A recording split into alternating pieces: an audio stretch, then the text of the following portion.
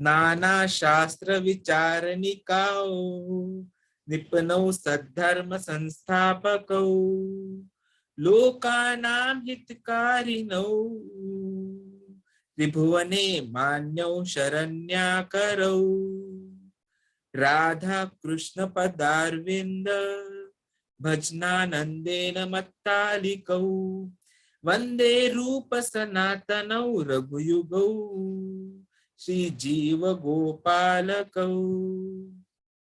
I offer my respectful obeisances unto the six Goswamis, namely Shri Rupa Goswami, Shri Sanatan Goswami, Shri Raghunath Bhatt Goswami, Shri Raghunath Das Goswami, Shri Jiva Goswami and Shri Gopal Bhatta Goswami, who are very expert in scrutinizingly studying all the revealed scriptures with the aim of establishing eternal religious principles for the benefit of all human beings.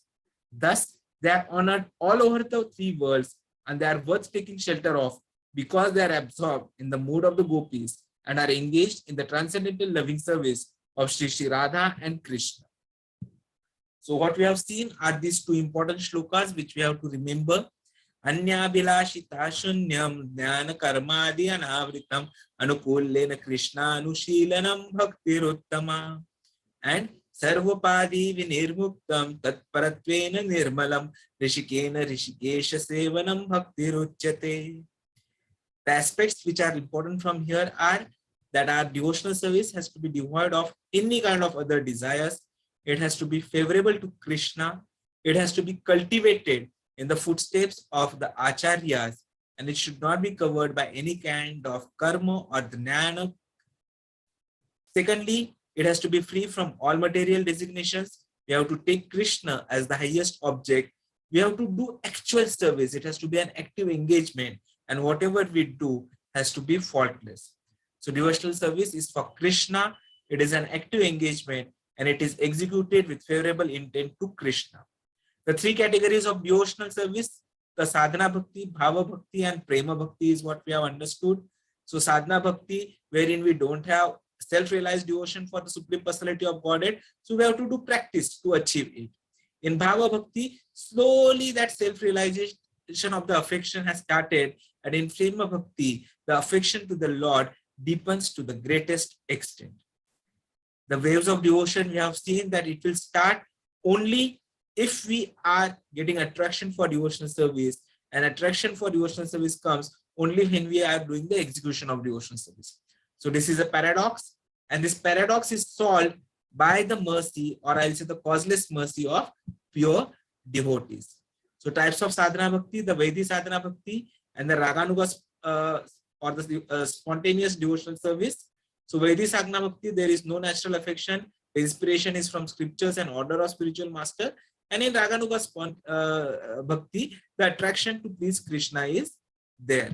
In Vaidhi sadhana bhakti, we have seen the definition that there is no attachment or no spontaneous loving service, and one is engaged because we are following the orders of the spiritual master or whatever is mentioned in the scriptures. So there are rules to always remember Krishna, and there are prohibitions that we should never forget Krishna. The evidence is in Srimad Bhagavatam in 11th canto, wherein Krishna says to Uddhava, if the result of following rules is they worship me, they will be happy. Or wherein Chamas Muni, again in the 11th canto, says all the four social orders must try to satisfy Krishna, who is the supreme enjoyer. And the fruits of Vedic sadhana bhakti, as mentioned in Narad Pancharatra, is that if we regularly execute the service under the bona fide spiritual master's direction, then we gradually rise to the platform of pure love for Krishna. Then we have seen the eligibility of the candidates. So eligibility starts with getting a mercy of the devotees. Secondly, we should not be overly attached, and at the same time, we should not be overly detached also. So there has to be an equilibrium in what we are doing. Next, we have seen that the most important eligibility is that there has to be an attraction to Krishna's service. There is no other requirement. Even if we don't have knowledge, or even if we are not yet gone into renunciation, if we have any kind of attraction to serve Krishna, then we are qualified to begin the bhakti. And how can we get this great fortune of attraction to Krishna? It is by association with the devotees. So association of devotees are important. Next two important qualifications are having faith and knowledge. So we have seen That faith means conviction that the conclusion of the scriptures are correct. And what is that conclusion? Sarva dharman parityajya mamekam sharanam vrajan. The more strongly we are convinced, the more is that this is the correct conclusion, the more we will become eligible for sadhana bhakti. And knowledge means understanding why this conclusion is correct. So the more one's intellect is convinced, the stronger. Shut up. Hare Krishna. Sorry. So the more we are convinced, then Shut up.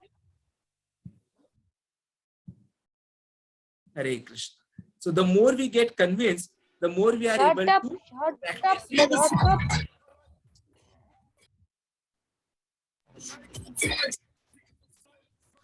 So we have to become more convinced in whatever we are doing, so that we are able to successfully practice the sadhana bhakti, and we become successful enough in ensuring that we become suitable enough to go back to Godhead. So that has to be an objective. So faith and knowledge together are always going to be useful. So once we have understood these things, then the next thing which we saw about was how there are the three gradations. So again, here we are finding the highly qualified persons, the Uttam Adhikaris, who have strong faith in correctness of spiritual conclusions. They have deep knowledge and they can explain why they are correct, thereby convincing others of their correctness. Then we have the medium qualifications or the Madhyam Adhikaris, who have got strong faith in scriptural conclusions, but the knowledge is not strongly developed yet. So they cannot always explain or fully defend the convictions they are having. And then we have, but though he may not be able to defend it, he is able to invoke faith in others. Like right now, we have got a couple of persons who have joined us, and we are very lucky that they are listening the vibration of the word Krishna.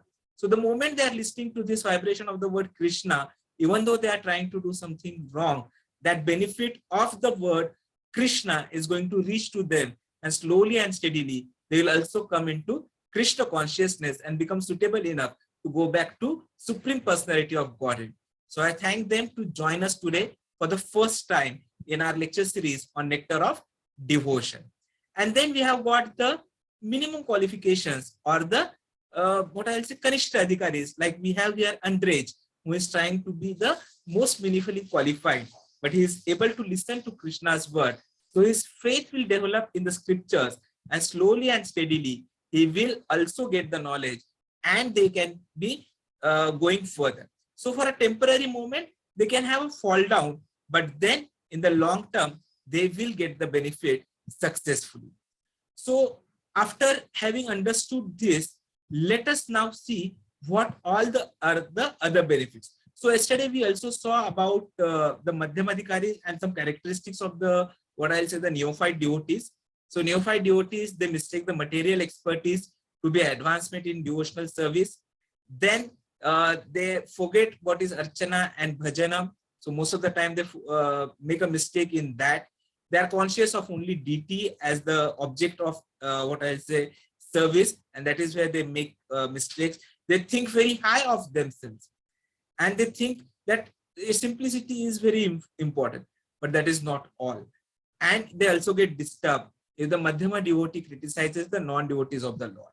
Like right now, we may have had an opportunity to criticize Andrej and his colleagues who have joined us, but then we are very lucky. We are not able to criticize them because we know that they are taking association of the devotees, and so this will be a beginning of the journey of their life towards Godhead. And they may also offend the demigods, but then they have to remember that they should appreciate the paraphernalia of the Lord as well. And then we have the Madhyam Adhikari, who has developed little. So he offers his love to the Supreme Personality of Godhead, as has been mentioned in the 11th canto. He is a sincere friend to everyone. So even if someone is doing mistake, even if someone is blaspheming, then also he tries to show the mercy to all of those people. But at the same time, he tries to disregard those who are envious of the Supreme Personality of Godhead. And he ensures that he keeps distance from such envious people. But he will try to think about or mediate upon ways on how they all can be saved. So these are the things which we have already covered till yesterday.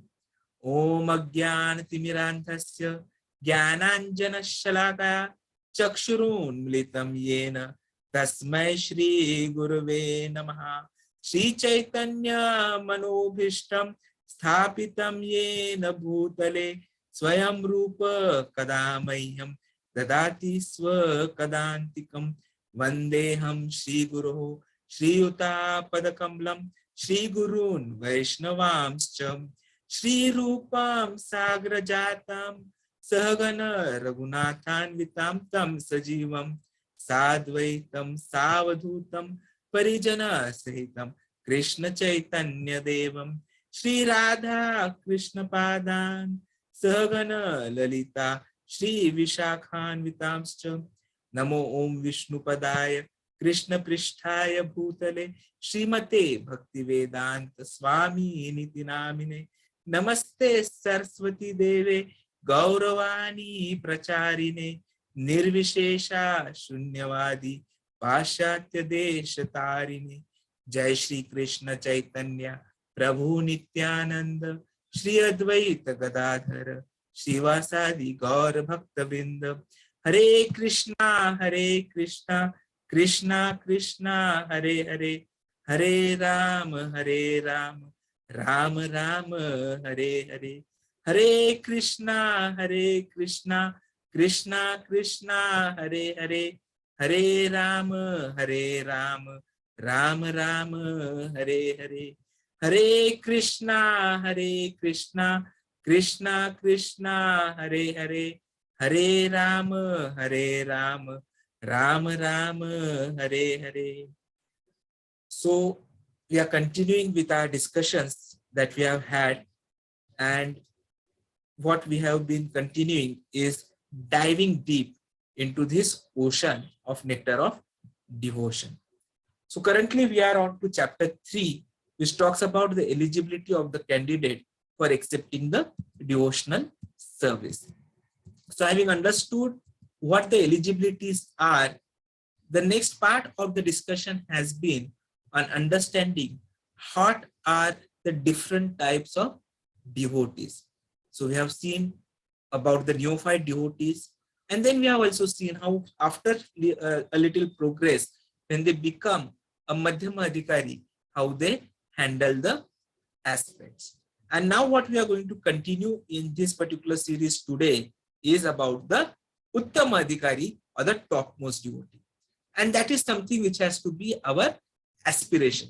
How can we become the topmost devotee, on what grounds we can reach to that level wherein we are able to ensure that our bhakti becomes pure and we are able to service Krishna in pure devotional service.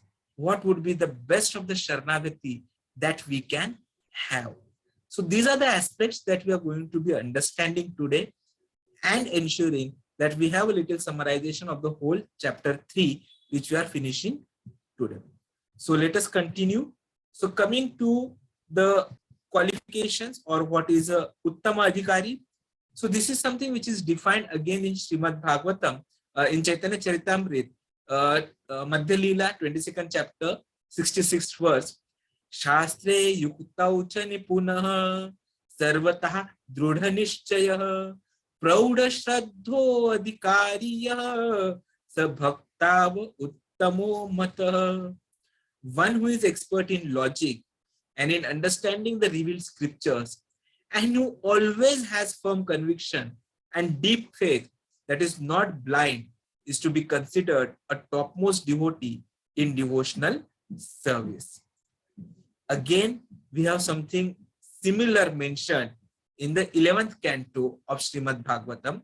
Śrī Havir uvacha sarva bhuteshu yah pashyet bhagvat bhavam atmanah bhutani bhagvati atmani esha bhagvatottamah.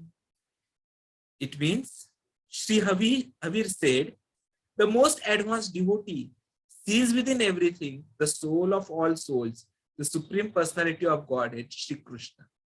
Consequently, he sees everything in relation to the Supreme Lord and understands that everything that exists is eternally situated within the Lord.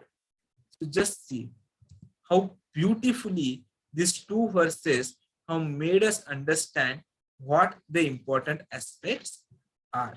So what we see here is he is an expert in logic, first thing. Second, he understands the revealed scriptures. Third, he has firm conviction, always. Fourth, he has deep faith, which is not blind faith.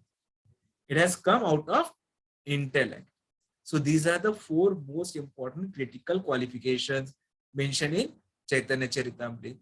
And then in Bhagavatam, what is additionally said is, he sees within everyone Paramatma. So he does not see whether someone is a devotee, someone is a non-devotee, someone is an animal, someone is a human. He just see everything in relation to Supreme Lord, and he understands that everything exists eternally, which is situated within the Lord himself. So just see the level that the Uttam Adhikari has reached. So today, when someone tried to hijack our meeting, I was disturbed. But a Uttam Adhikari at any other place would have seen that, okay, these are also human beings, and they also need the opportunity to listen about Bhagavata and get back to Godhead. So he's seeing everywhere only Paramatma, and ensures that everything is in relation to Supreme Lord. So the moment he is able to understand all these things, he is an Uttama Adhikari. If you go further, even in Bhagavad Gita, Krishna has said something like that only. So what does Krishna say?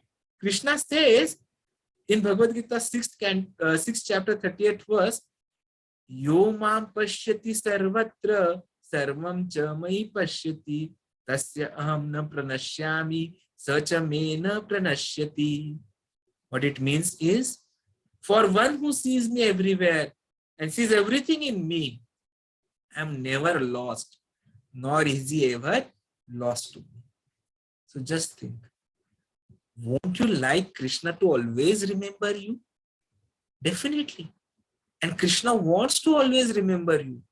And what is the qualification for Krishna to remember us? Very simple. We have to see Krishna everywhere, and we have to see everything in Krishna. So Krishna will never be lost for us. We will always have everything in relation to Krishna, and then Krishna will also not allow us to be lost in this material world as we are today.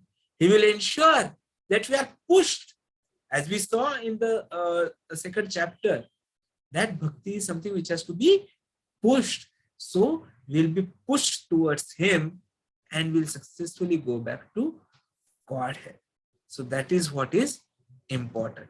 So the qualification of seeing Krishna everywhere is important. And if you are able to see it, then that will be successful. And that is why we say in Bramhasamhita, Premanjana Churita Bhakti Vilochanena Santas Tadeva Vrudeshu Vilokayanti Yama Shama Sundaram Achitya Guna Swarupam Govindamadi Purusham Tamaham Bhajami. Whom the pure devotees see in their heart of hearts with the eye of devotion, tinged with the salve of love. That is important. We have to see within ourselves. We have to start to understand and accept the availability of Paramatma with us.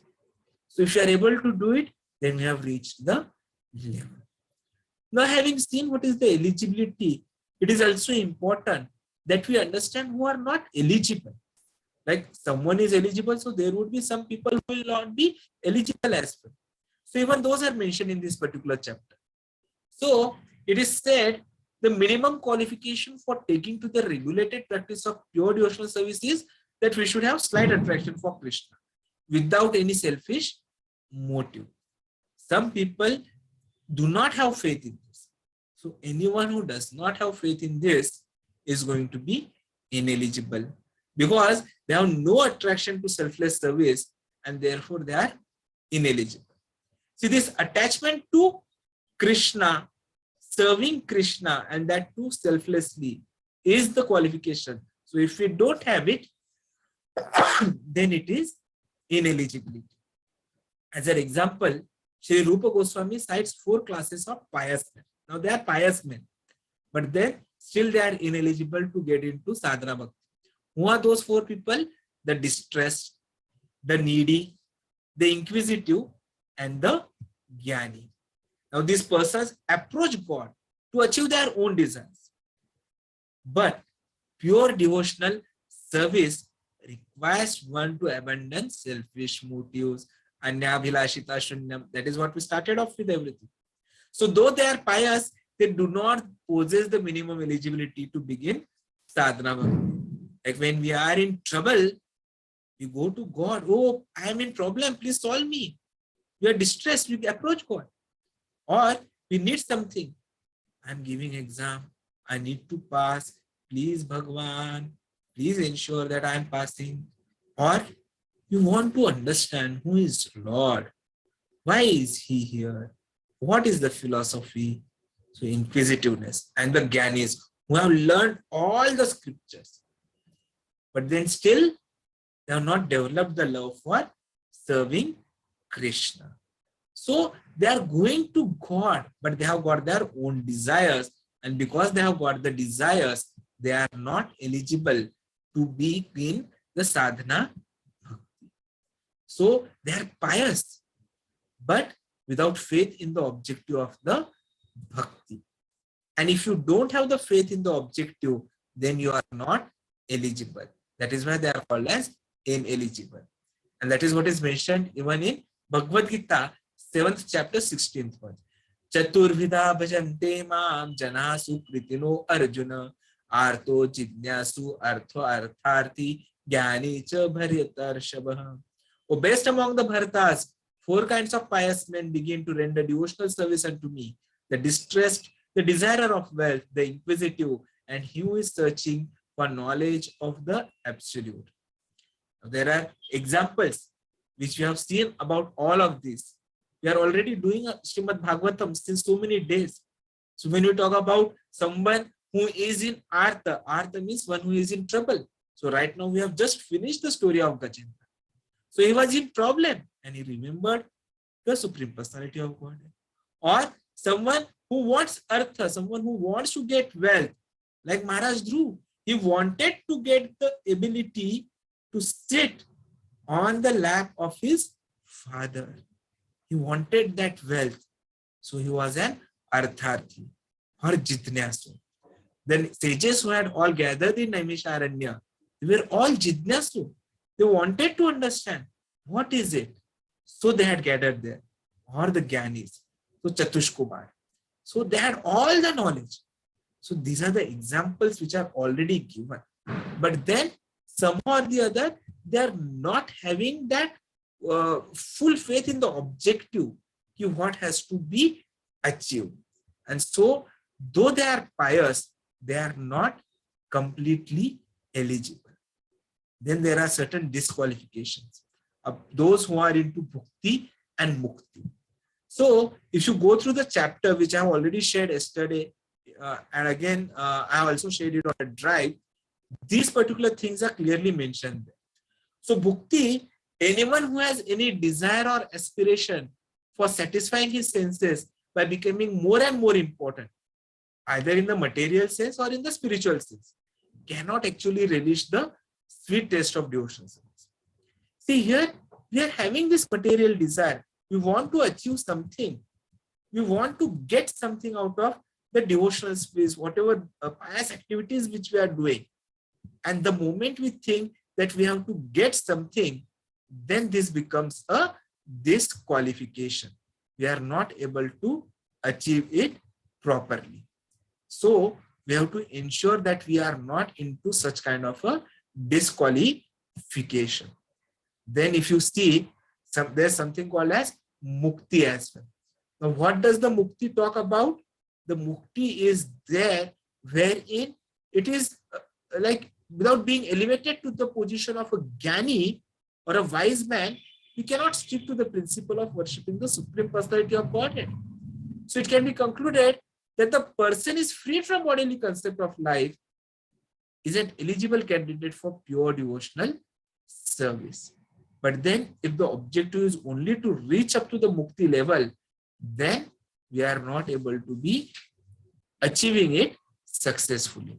So that is why even those who are only after Mukti, they are not, it becomes a disqualification. We have to think of going beyond that.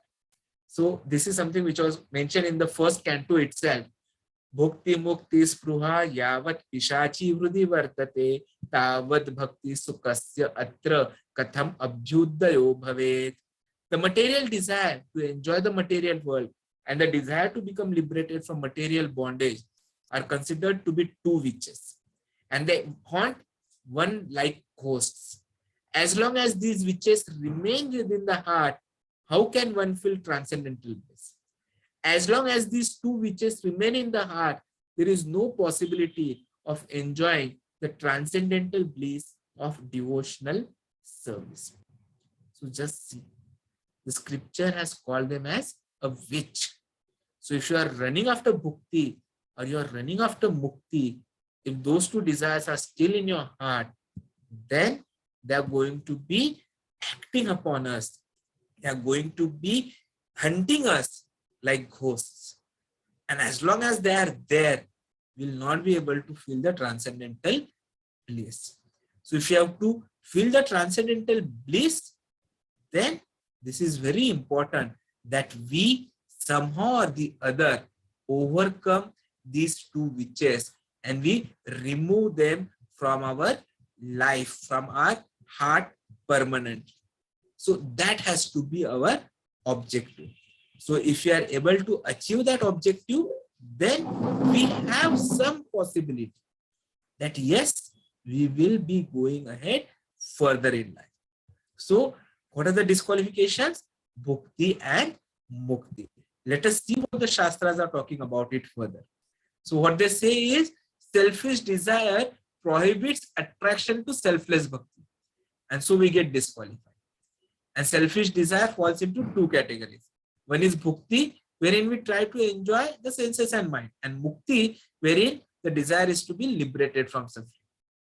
Now, if you see the four types of people, the first three people are coming to God for bhakti, and the fourth are coming to God for mukti.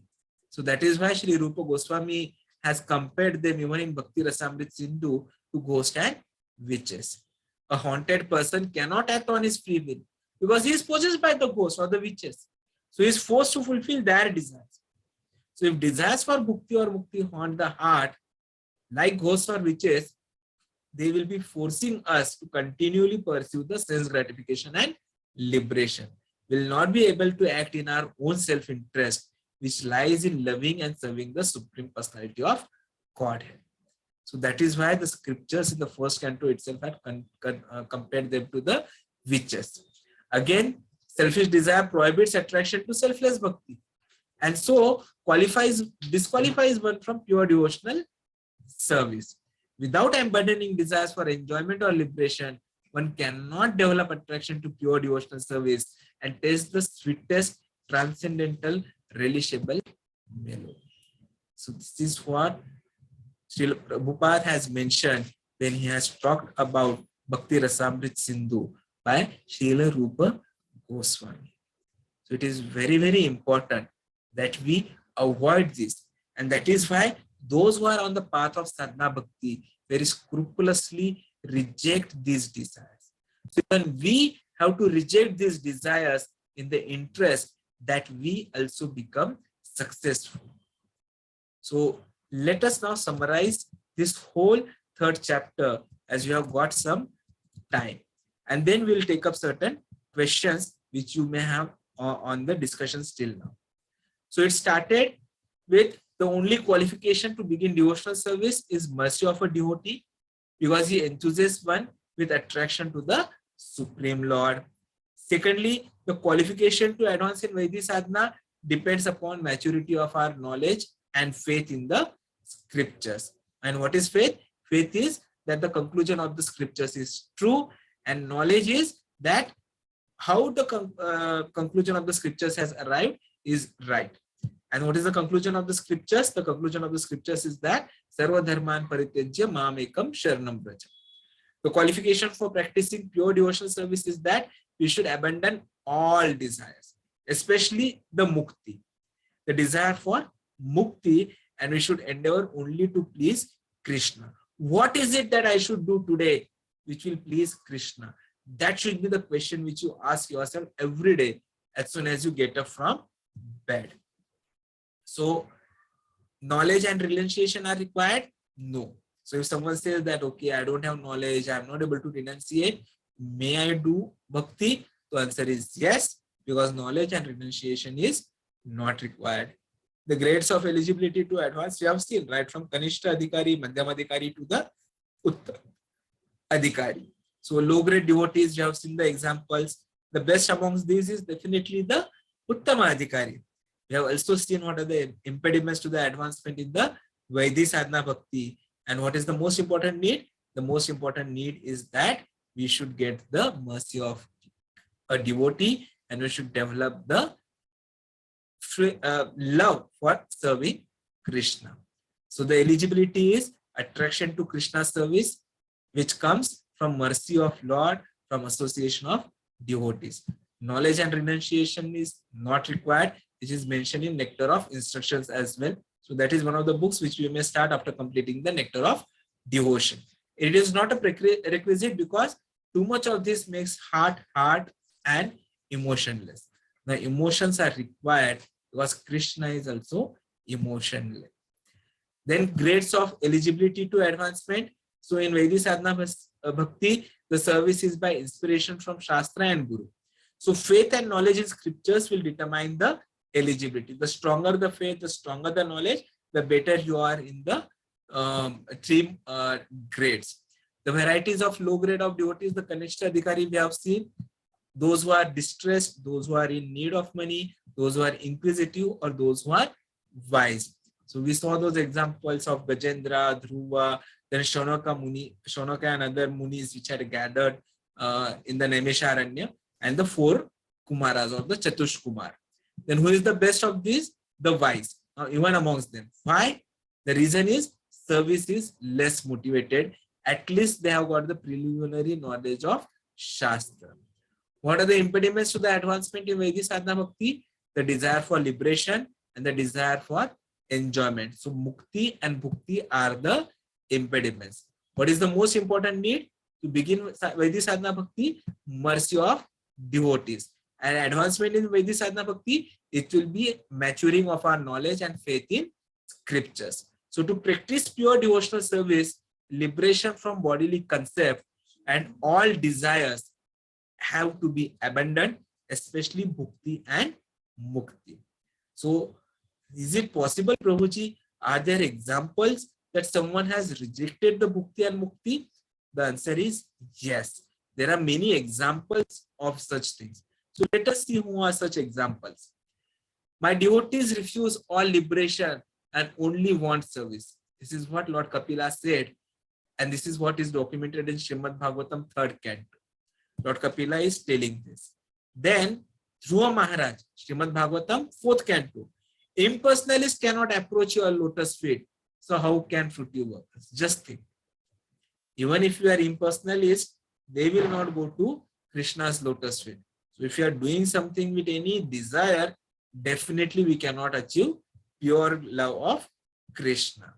Then Rupa Goswami ji has compared everyone who wants Mukti or Bhakti as ghosts and witches. Bilva Mahan Thakur has said, I reject liberation who is standing at my door with folded hands. So just see. He said that liberation is there. He says that I am ready to come to you. But he is rejecting him. He is saying, I reject such liberation. I only want unflinching faith and devotion. This is what Uddhava said in Srimad Bhagavatam 3rd canto. So just think, Uddhava is a friend of and also related to Krishna. So what is he saying? He wants only unflinching faith and devotion. And then Lord Chaitanya Mahaprabhu in the Shikshashtakam, he has said, I do not want wealth or followers. Na dhanam na janam na sundarim kavitam va jagdish kamay. Mam janmani janmaneshware bhautad bhakti ahetuki tvai. He says, I do not want wealth or followers. Then Lord Kapila, in third canto itself, in 36 shloka also he is saying, my devotees are attracted to my beauty, form, etc., etc., etc. I give them place in special abode. So just see, these all prove that what is required. So it is possible, because Bhakti and Mukti is something which is going to be an impediment for our further growth. And so it is very important that we ensure that this is completely thrown away from our life. Ensuring that this is no longer coming and disturbing us is going to be useful and in our long-term interest. So this was what we have covered till now in chapter 3. So I have already shared this with you people in the what I'll say chat boxes till now. You also have the link to the Google Drive. So even on the Google Drive, you would have gone through hopefully of all these things that we have been having repeatedly, and you would have noted down all these aspects.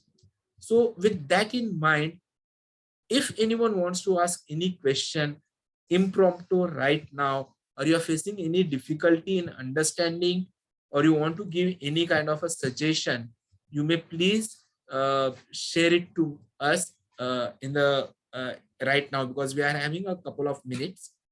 In any case, we are nearly on time today. So it was really lucky that we finished on time. I've shared the attendance link for today's class. So requesting you all to kindly mark your attendance.